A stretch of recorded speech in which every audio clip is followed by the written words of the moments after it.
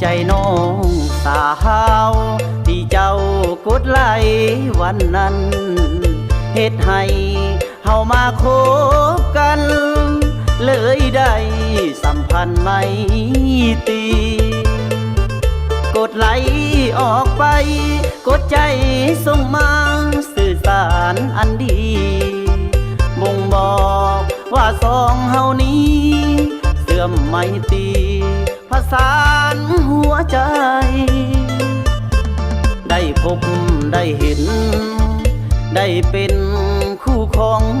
ตำแหน่งบอกหักกันทุกเศร้าแรงตื่มแหงทั้งน้องและอายผ่านลายสื่อสารยึดมั่นเอาใจวัดใจวันนี้ได้นั่งเคียง